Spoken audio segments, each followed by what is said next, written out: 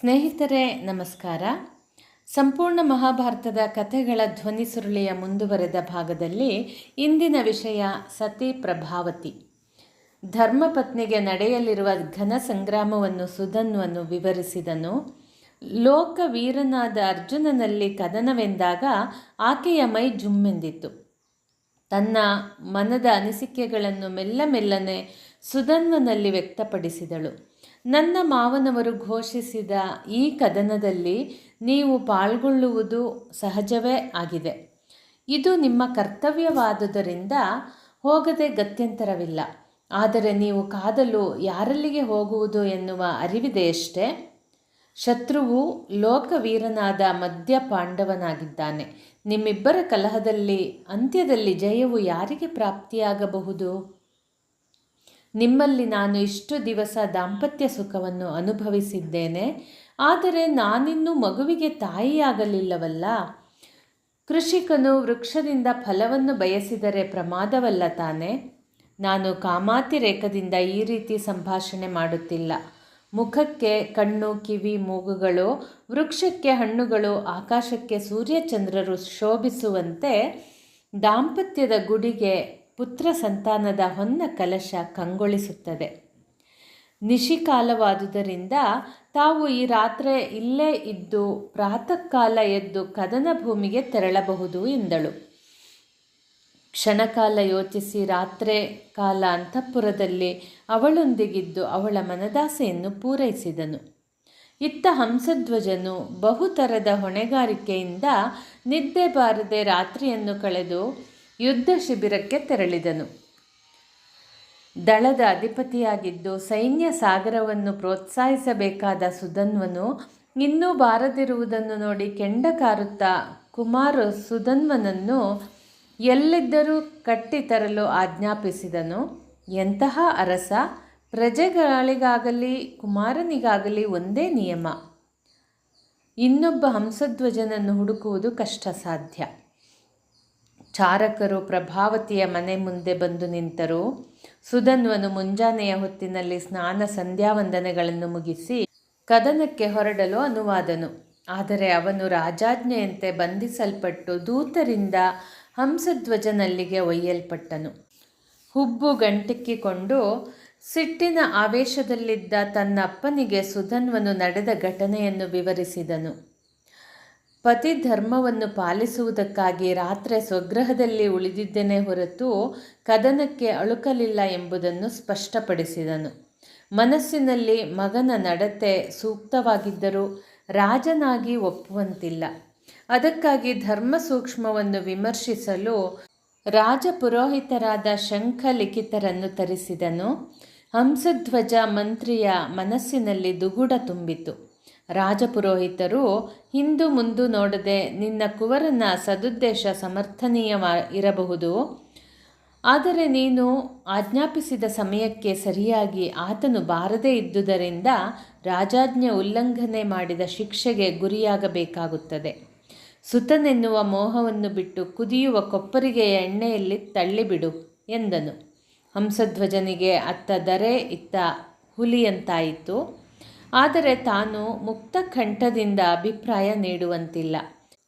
ಧರ್ಮವೇ ನಿನ್ನನ್ನು ರಕ್ಷಿಸಲಿ ಮಗನೇ ಎನ್ನುತ್ತಾ ಕಟಾಹದಲ್ಲಿ ಎಣ್ಣೆ ಕುದಿಸಲು ಆಜ್ಞಾಪಿಸಿದನು. ಆ ಬೃಹತ್ ಗಾತ್ರದ ಬಾಣಲೆಯಲ್ಲಿ ತೈಲ ಕುದಿಯುತ್ತಿದ್ದಂತೆಯೇ ಅರಸನ ಆಜ್ಞೆಯಂತೆ ಸುಧನ್ವನನ್ನು ಎಣ್ಣೆಗೆಸೆದನು. ಸುಧನ್ವನು ತನ್ನ ಪಾಂಚಭೌತಿಕ ದೇಹವನ್ನು ಮರೆತು ಶ್ರೀಹರಿಯಲ್ಲಿ ಮನಸ್ಸನ್ನು ಲೀನಗೊಳಿಸಿದನು. ಶ್ರೀಹರಿ, ರಕ್ಷಿಸು, ಸಂರಕ್ಷಿಸು. ನಿನ್ನ ದೇವರಿಲ್ಲಿ ಎಂದು ಹಿರಣ್ಯಕಶಿಪು ಪ್ರಶ್ನಿಸಿದಾಗ ಕಂಬ ಒಡೆದು ಪ್ರತ್ಯಕ್ಷನಾಗಿ ಪ್ರಹ್ಲಾದನನ್ನು ರಕ್ಷಿಸಿದೆ. ಗಜರಾಜನು ಮೊಸಳೆಯಿಂದ ಸೆಳೆಯಲ್ಪಟ್ಟಾಗ ಮೋಕ್ಷವನ್ನು ಕರುಣಿಸಿದೆ. ಸುಧಾಮನಿಗೆ ಸಂಪತ್ತನ್ನು ಅನುಗ್ರಹಿಸಿದೆ. ವಿಭೀಷಣನ ಹರಣವನ್ನು ಉಳಿಸಿದೆ. ನಾನು ಯಾರಿಗೂ ವಂಚನೆ ಮಾಡಲಿಲ್ಲ. ನನ್ನ ಸತಿಗಾಗಿ ಕರ್ತವ್ಯನಿಷ್ಠನಾಗಿದ್ದು ನಿನ್ನೆಯ ರಾತ್ರಿಯನ್ನು ಅಲ್ಲಿ ಕಳೆದನಾದರೂ ಯುದ್ಧ ಪ್ರಾರಂಭವಾಗುವ ಮುನ್ನವೇ ರಣರಂಗವನ್ನು ತಲುಪಲು ನಿಶ್ಚಯಿಸಿದ್ದೆನು. ನಿನ್ನ ಪಾದಾರವಿಂದ ನಂಬಿರುವ ನನಗೆ ಇಂಬು ಕೊಟ್ಟು ಪಾಲಿಸು. ನಾನು ಯುದ್ಧಕ್ಕಾಗಿ ಅಳುಕಿದವ ಎಂದು ತೀರ್ಮಾನಿಸಿ ಎಣ್ಣೆಗೆ ಎಸೆಯಲ್ಪಟ್ಟಿದ್ದೇನೆ, ಈ ಲೋಕಾಪವಾದದಿಂದ ರಕ್ಷಿಸು. ಆ ಹೊತ್ತಿಗೆ ಪರಮಾಶ್ಚರ್ಯ ಕಾದಿತ್ತು. ಕುದಿದ ಎಣ್ಣೆಯಿಂದ ಯಾವ ಹಾನಿಯೂ ಸುಧನ್ವನಿಗೆ ಆಗಲಿಲ್ಲ. ಉರಿಯುವ ಎಣ್ಣೆ ಪನ್ನೀರಿನಂತೆ ತಂಪಾಯಿತು. ಕ್ರೋಧಿತರಾದ ಶಂಖಲಿಖಿತರು ಈತನ ಅಗ್ನಿಸ್ತಂಭನ ವಿದ್ಯೆಯನ್ನು ಕ್ಷಣ ಮಾತ್ರದಲ್ಲಿ ನಿಲ್ಲಿಸುತ್ತೇವೆ ಎಂದು ಒಂದು ಬೊಗಸೆ ನೀರು ಕುದಿಯುವ ಎಣ್ಣೆಗೆ ಚಿಮುಕಿಸಿದಾಗ ಅದರಿಂದ ಬೆಂಕಿ ಬುಗ್ಗನೆ ಮಿಂಚಿತು. ಸುಧನ್ವನು ಮಾತ್ರ ರಮಾಪತಿ ಭಗವಂತನ ಅನುಗ್ರಹದ ಕೋಟೆಯೊಳಗೆ ರಕ್ಷಿಸಲ್ಪಟ್ಟಿದ್ದರಿಂದ ಕುದಿಯುವ ತೈಲದಿಂದ ಬಾಧಿತನಾಗಿರಲಿಲ್ಲ. ಶಂಖಲಿಖಿತರು, ರಾಜ, ನಿನ್ನ ಕುಮಾರ ಸುಧನ್ವನನ್ನು ಎಣ್ಣೆಯಿಂದ ಮೇಲೆತ್ತರಬಹುದು. ಈತನು ಪರಮ ಧಾರ್ಮಿಕನಾಗಿರುವುದರಿಂದ ಭಕ್ತಿ ಪರೀಕ್ಷೆಯಲ್ಲಿ ಸಂಪೂರ್ಣ ತೇರ್ಗಡೆಯಾಗಿದ್ದಾನೆ. ಇನ್ನು ಯುದ್ಧರಂಗದಲ್ಲಿ ಈತನ ಶಕ್ತಿ ಪರೀಕ್ಷೆಯಾಗಲಿ. ಸುಧನ್ವನಂತಹ ಶ್ರೇಷ್ಠ ಕುಮಾರನನ್ನು ಪಡೆದ ನೀನೇ ಧನ್ಯ ಎಂದರು. ಪುತ್ರನು ಹೊರಬಂದೊಡನೆ ಹಂಸಧ್ವಜನು ಸುತನನ್ನು ಅಪ್ಪಿಕೊಂಡನು. ಸೇನಾಸಾಗರ ಹರ್ಷಗೊಂಡಿತು. ಕೂಡಿದ ಪ್ರಜಾಜನರು ಆ ಪುರೋಹಿತದ್ವಯರನ್ನು ಶಪಿಸಿದರು. ಮುಂದಿನ ವಿಷಯ ಸುಧನ್ವ ಕಾಳಗ. ರವಿಯು ಆಗಸವನ್ನೇರಿದನು. ಯುದ್ಧ ಕಹಳೆಗಳು ಎರಡೂ ಪಕ್ಷಗಳ ಕಡೆಯಿಂದಲೂ ಮೊಳಗಲ್ಪಟ್ಟವು. ಆದಿತ್ಯ ಕಿರಣಗಳು ತೀಕ್ಷ್ಣವಾದಂತೆಯೇ ಎರಡೂ ಪಕ್ಷಗಳ ರೊಚ್ಚು ಹೆಚ್ಚಿತು. ಅಶ್ವಬಲದೊಂದಿಗೆ ಬಂದಿರುವ ಸೇನಾ ಪ್ರಮುಖರು ಅನುಸಾಲ್ವ, ಅನಿರುದ್ಧ, ವೃಷಕೇತು, ಪ್ರದ್ಯುಮ್ನಾದಿಗಳು ಸೆಣಸಿದರೂ ಸುಧನ್ವನಲ್ಲಿ ಜಯಗಳಿಸಲಾಗಲಿಲ್ಲ. ಮಹಾಶಕ್ತಿವಂತನಾದ ಶ್ವೇತವಾಹನನು ಹಂಸಧ್ವಜ ಸುಪುತ್ರನಲ್ಲಿ ಕಾಳಗವನ್ನು ಕೊಡುವ ಉದ್ದೇಶದಿಂದ ಗಾಂಡೀವವನ್ನು ಕೈಗೆತ್ತಿಕೊಂಡನು. ವಿಜಯನಿಗೂ ಸುಧನ್ವನಿಗೂ ಭಾರೀ ಹೋರಾಟವಾಯಿತು. ಅಕ್ಷಯ ತೂಣೀರದಿಂದ ಅಸ್ತ್ರವನ್ನು ತೆಗೆದು ಹೂಡುವ ಬಿಡುವ ಕೈ ಚಮತ್ಕೃತಿಯನ್ನು ವೀಕ್ಷಿಸಿ ಸುಧನ್ವನು ತಲೆದೂಗಿದನು. ಮಂತ್ರಾಸ್ತ್ರಗಳ ಪ್ರಯೋಗವೂ ಆಯಿತು. ಸುಧನ್ವನ ಬಾಣಗಳಿಂದ ತತ್ತರಿಸಿ ಹೋದ ಪಾರ್ಥನು ಚಿಂತಾಕ್ರಾಂತನಾದನು. ಯುದ್ಧ ಮಾಡುತ್ತಿರುವಾಗ ವೈರಿಯ ಶರಪ್ರಯೋಗದಿಂದ ಪಾರ್ಥನ ಸಾರಥಿಯು ಅಸುನೀಗಿದನು. ಕುದುರೆಗಳು ಬಸವಳಿದುವು. ಆತನು ಶ್ರೀಕೃಷ್ಣನನ್ನು ಕ್ಷಣಕಾಲ ಧ್ಯಾನಿಸಿದೊಡನೆ ಭಗವಂತನಿಗೆ ಆರ್ತನಾದ ಕೇಳಿಸಿತು. ಆ ಕೂಡಲೇ ದೇವೇಶನು ಗರುಡಗಮನನಾಗಿ ಭವರ ಭೂಮಿಗೆ ಆಗಮಿಸಿ ಪಾರ್ಥನ ರಥವನ್ನೇರಿದನು. ಭಗವಂತನ ದಿವ್ಯ ಮಂಗಳಮೂರ್ತಿಯನ್ನು ದರ್ಶಿಸಿ ಸುಧನ್ವನು ಹಿರಿಹಿರಿ ಹಿಗ್ಗಿ ಧನ್ಯನಾದನು. ಕಂಗಳು ಪವಿತ್ರವಾದವು. ಜನ್ಮಭೂಮಿಯಾದ ಚಂಪಕಾವತಿಯು ಪವಿತ್ರವಾಯಿತೆಂದು ಪುಳಕಿತನಾದನು. ಹೀಗೂ ಇದೆಯೇ, ಭಕ್ತನೊಬ್ಬ ಪ್ರಾರ್ಥಿಸಿದ ಕೂಡಲೇ ಅವಸರವಾಗಿ ರಥವನ್ನೇರಿ ಅವನಿಚ್ಛೆಯಂತೆ ವೈರಿ ನಿರ್ನಾಮಕ್ಕೆ ಸಜ್ಜಾದನಲ್ಲವೇ? ಏನು ಪುಣ್ಯವೋ! ಪೃಥ್ವಿಯಲ್ಲಿ ಸವ್ಯಸಾಚಿಯನ್ನು ಮೀರುವ ಪುಣ್ಯಾತ್ಮರು ಯಾರಿರಬಹುದು ಎಂದು ಆಶ್ಚರ್ಯಚಕಿತನಾದನು. ಕ್ಷಣಕಾಲ ತದೇಕ ದೃಷ್ಟಿಯಿಂದ ನೋಡಿ ತನ್ನ ಮನೋಬಯಕೆಯನ್ನು ದೇವನಲ್ಲಿ ನಿವೇದಿಸಿಕೊಂಡನು. ಭಗವನ್, ವೇದಗಳಿಗೆ ಅಗೋಚರನಾದ ನೀನು ಈ ಅರ್ಜುನನು ಪ್ರಾರ್ಥಿಸಿದಂತೆ ಕುಣಿಯುವೆಯಲ್ಲ. ಭಕ್ತವತ್ಸಲನೆಂದು ಬಿರುದು ಹೊತ್ತ ಮೇಲೆ ಭಕ್ತರಾಧೀನರಾಗಬೇಡವೇ ಎನ್ನುವ ವಾಕ್ಯವನ್ನು ನಿಜಗೊಳಿಸಿದೆ. ಅವನಿಗೋಸ್ಕರ ಆಗಮಿಸಿ ನನಗೆ ನಿನ್ನ ದರ್ಶನ ಭಾಗ್ಯಸಿರಿಯನ್ನು ದೊರಕಿಸಿದೆ. ನನ್ನ ಜನ್ಮ ಧನ್ಯವಾಯಿತು ಮತ್ತು ಅಪ್ಪನ ಆಸೆ ಈಡೇರಿತು. ನಿನ್ನ ಕರುಣಾಮೃತದ ಬೆಳದಿಂಗಳಿಂದ ಮೈಮನ ಹರ್ಷಗೊಂಡಿದೆ. ಜಯ ಜಯ ಜನಾರ್ದನ. ಜಗದೀಶ್ವರ, ಈ ರಥದಲ್ಲಿ ಉಪಸ್ಥಿತನಿದ್ದ ನಿನಗೆ ಸಾಷ್ಟಾಂಗ ನಮಸ್ಕಾರಗೈದಿದ್ದೇನೆ. ಯಾವ ಕಾರಣಕ್ಕಾಗಿ ಪಾರ್ಥನ ರಥವನ್ನೇರಿದೆಯೋ ಅದನ್ನು ನೆರವೇರಿಸು. ಅವನ ಪ್ರತಿಜ್ಞೆ ಇದ್ದರೆ ಪ್ರಕಟವಾಗಲಿ ಎಂದನು. ಅರ್ಜುನನಿಗೆ ಮನದಲ್ಲಿ ಲಜ್ಜೆಯೂ ಕ್ರೋಧವೂ ಏಕಕಾಲದಲ್ಲಿ ಮೂಡಿತು. ಕೈ ಸೋತ ಚಿಂತೆಯಾಗಿ ಅಂಬರ ಬಿರಿಯುವಂತೆ ಘೋರ ಶಪಥವನ್ನು ಮಾಡಿದನು. ಸುಧನ್ವ, ಹರಿಹರ ಬ್ರಹ್ಮಾದಿಗಳ ಸಾಕ್ಷಿಯಾಗಿ ನನ್ನ ಪ್ರತಿಜ್ಞೆಯನ್ನು ಕೇಳು. ಇನ್ನು ಕೇವಲ 3 ಬಾಣಗಳಿಂದ ನಿನ್ನ ಶಿರಸ್ಸನ್ನು ಹಾರಿಸದಿದ್ದರೆ ನಾನು ಶ್ರೀಕೃಷ್ಣ ಭಕ್ತನಲ್ಲ. ಸುಧನ್ವನು ಅದಕ್ಕೆ ಪ್ರತಿಯಾಗಿ, ಹರಿಯ ಆಗಮನದಿಂದ ಉಲ್ಲಸಿತನಾದ ನೀನು ನನ್ನ ಪ್ರಾಣಹರಣವನ್ನು ಮಾಡುವ ಭಾಷೆಯನ್ನು ಒಡ್ಡಿದೆ. ಇರಲಿ, ಈ ಸುಧನ್ವನ ಶೌರ್ಯ ಶ್ರೀಮಂತಿಕೆ ನಿನಗೆ ಹೇಗೆ ಅರ್ಥವಾಗಬೇಕು? ನೀನು ಅನುಸಂಧಾನ ಮಾಡುವ ಮೂರೂ ಅಸ್ತ್ರಗಳನ್ನು ಮಧ್ಯಪಥದಲ್ಲಿ ತುಂಡರಿಸಲ್ಪಡದಿದ್ದರೆ ನಾನು ಶ್ರೀಹರಿಯ ಭಕ್ತನಲ್ಲ. ಯದುಕುಲೇಂದ್ರನಿಗೆ ಆ ಈರ್ವರ ಪ್ರತಿಜ್ಞೆಯನ್ನು ಆಲಿಸಿ ಏನು ಮಾಡಲು ತೋಚಲಿಲ್ಲ. ಭಕ್ತರಿಬ್ಬರು ಪರಸ್ಪರ ವಿನೋದವಾದ ಭಾಷೆಗಳನ್ನೊಡ್ಡುವಾಗ ಮಾಡುವುದಾದರೂ ಏನನ್ನು? ಶಪಥ ಹಾಕಿಕೊಂಡಂತೆ ಅರ್ಜುನನು ಮೊದಲ 2 ಬಾಣಗಳನ್ನು ಹೂಡಿದನು. ಅವೆರಡೂ ನಿರರ್ಥಕವಾಯಿತು. ಧನಂಜಯನು 3ನೇ ಬಾಣವನ್ನು ಹೂಡುವಾಗ ಹರಿಹರ ಬ್ರಹ್ಮಾದಿಗಳು ಆ ಬಾಣದಲ್ಲಿ ಸ್ವತಃ ಆಸೀನರಾದರು. ಪಾರ್ಥನ ಮಾರ್ಗಣವು ಅರ್ಧ ಮಾರ್ಗದಲ್ಲಿಯೇ ಕಡಿಯಲ್ಪಟ್ಟರೂ ಮೊನಚಾದ ತುದಿ ಭಾಗವು ಸುಧನ್ವನ ಶಿರಸ್ಸನ್ನು ಹಾರಿಸಿತು. ಹಂಸಧ್ವಜನ ಇನ್ನೊಬ್ಬ ಸುಪುತ್ರನಾದ ಸುರತನು ಬಂದನು. ಅವನು ಪಾರ್ಥನ ಶರಕ್ಕೆ ಆಹುತಿಯಾದನು. ಹಂಸಧ್ವಜನು ಸ್ವತಃ ರಣಕಣಕ್ಕೆ ಬಂದು ಸಂಗರಕ್ಕೆ ಅನುವಾದನು. ಸ್ಯಂದನವೇರಿ ಕದನಕ್ಕೆ ಬಂದರೂ ಚಿನ್ಮಯನನ್ನು ಕಂಡು ದುಃಖವನ್ನು ಮರೆತು ಭಗವಂತನ ಪಾದಗಳಲ್ಲಿ ಉದ್ದಂಡ ಎರಗಿದನು. ಶ್ರೀಕೃಷ್ಣನ ಪಾದತಲದಲ್ಲಿ ಶ್ರೀಹರಿ ಎನ್ನುತ್ತಾ ಮಸ್ತಕವನ್ನಿಟ್ಟನು. ಮುರಹರನು ಶಿರವನ್ನು ಆಘ್ರಾಣಿಸಿ ನಡೆದುದಕ್ಕೆ ಪರಿತಪಿಸಬೇಡವೆಂದು ಹಂಸಧ್ವಜನ ಮೈದಡವಿದನು.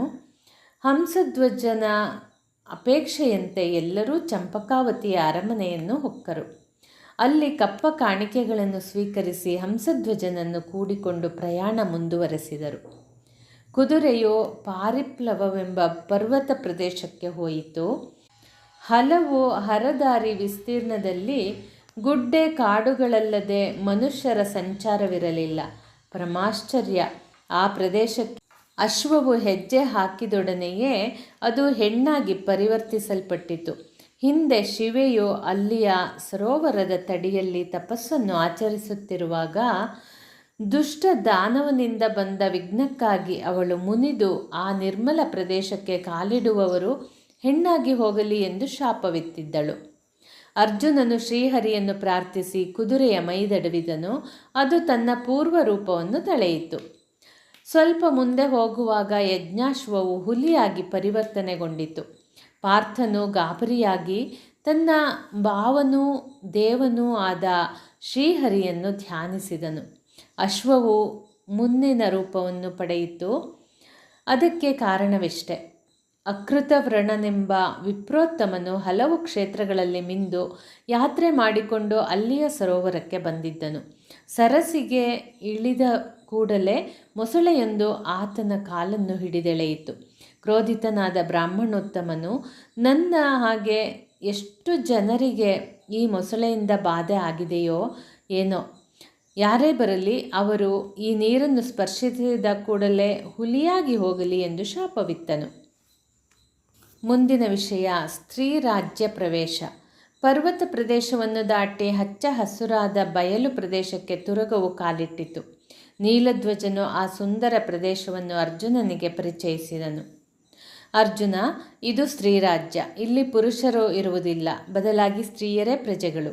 ಅವರೇ ರಾಜದಂಡವನ್ನು ಹಿಡಿದಿರುವ ರಾಣಿಯರು. ಅಪ್ಪಿತಪ್ಪಿ ಹೊರ ರಾಜ್ಯದಿಂದ ಇಲ್ಲಿಗೆ ಕಾಲಿಟ್ಟರೆ ಅವರನ್ನು ಹಿಡಿದೆಳೆದುಕೊಂಡು ಹೋಗಿ ತಮ್ಮ ಮನದಿಷ್ಟವನ್ನು ಮಹಿಳೆಯರು ಪೂರೈಸಿಕೊಳ್ಳುತ್ತಾರೆ. ಇವರು ವಿಷಕನ್ಯೆಯರಂತೆ. ಅವಳು ಸ್ಪರ್ಶಿಸಿದ ಯಾವನೂ ಬದುಕುಳಿಯುವುದಿಲ್ಲ. ನಾವು ಜಾಗೃತರಾಗಿರಬೇಕು. ಆ ಸಂಭಾಷಣೆಯಾಗುತ್ತಿರುವಾಗ ಅಶ್ವವು ಸ್ತ್ರೀ ರಾಜ್ಯವನ್ನು ಪ್ರವೇಶಿಸಿತು.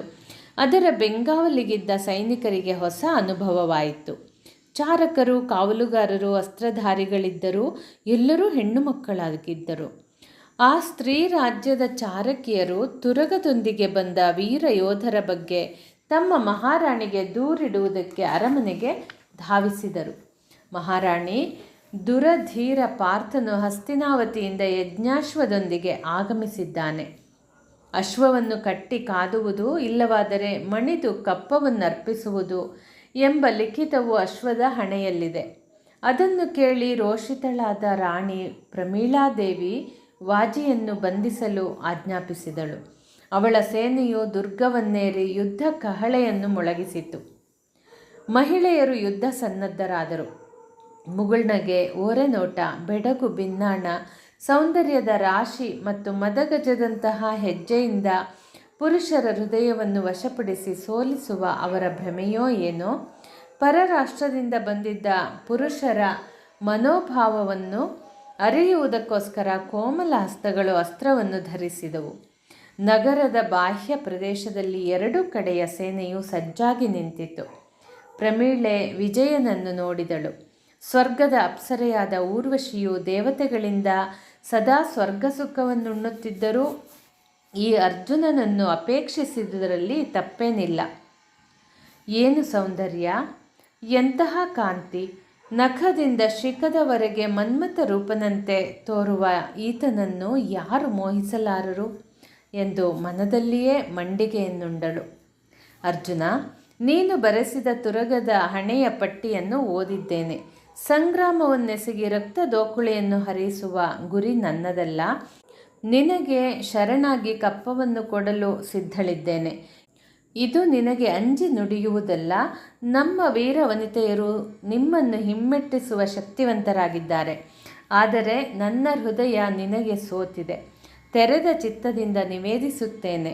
ನೀನು ಒಲಿದು ನನ್ನನ್ನು ಪಾಣಿಗ್ರಹಣ ಮಾಡಿಕೊಳ್ಳುವೆಯಾದರೆ ನಿನ್ನ ಸಂಬಂಧ ಸ್ಥಿರವಾಗುವುದರೊಟ್ಟಿಗೆ ಎರಡೂ ರಾಜ್ಯಗಳೊಳಗೆ ಸ್ನೇಹಭಾವ ಮೂಡಲಿರುವುದು.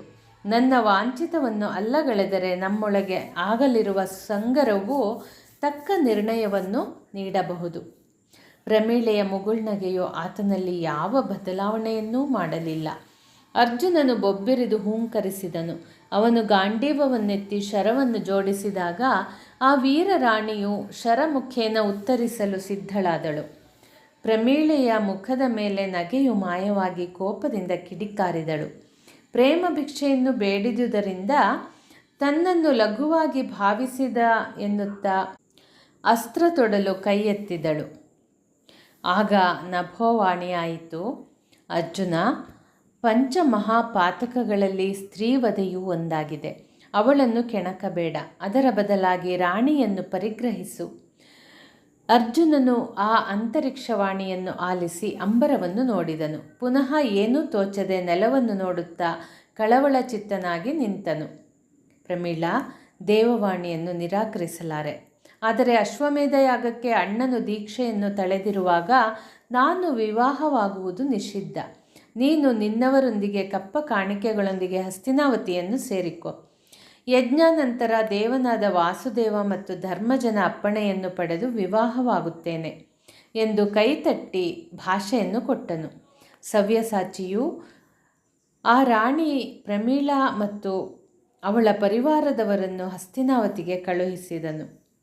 ಕುದುರೆಯು ದಾನವಪತಿಯಾದ ಭೀಷಣನ ರಾಜ್ಯಕ್ಕೆ ಕಾಲಿಟ್ಟಿತು. ಅವನ ಪುರೋಹಿತನಾದ ಮೇಧೋಹೋತನು, ಅಯ್ಯ, ಪಾರ್ಥನು ಭೀಮನ ತಮ್ಮನಾಗಿದ್ದಾನೆ. ನಿನ್ನ ತಂದೆಯಾದ ವೀರಬಕನು ಭೀಮದಿಂದಲೇ ಕೊಲ್ಲಲ್ಪಟ್ಟಿದ್ದನು. ಆ ವೈರಿ ಸುತನನ್ನು ಕೊಂದು ಹಗೆಯನ್ನು ತೀರಿಸು ಎಂದನು. ಪುರೋಹಿತರ ವಚನವನ್ನು ಶಿರಸಾವಹಿಸಿ ಅವರೊಳಗೆ ಕದನವಾಯಿತು. ಅರ್ಜುನನು ರಕ್ಷೋಘ್ನ ಶರಗಳನ್ನು ಹೂಡಿ ದೈತ್ಯರ ಪಡೆಯನ್ನು ನಾಶಗೊಳಿಸಿದನು. ದುಷ್ಟ ಸಂಹಾರವಾದ ಮೇಲೆ ಅಶ್ವವು ಮುಂದಡಿ ಇಟ್ಟಿತು. ಸ್ನೇಹಿತರೆ, ಮತ್ತೆ ಮುಂದಿನ ಸಂಚಿಕೆಯಲ್ಲಿ ಮುಂದುವರೆಸೋಣ. ಧನ್ಯವಾದಗಳು.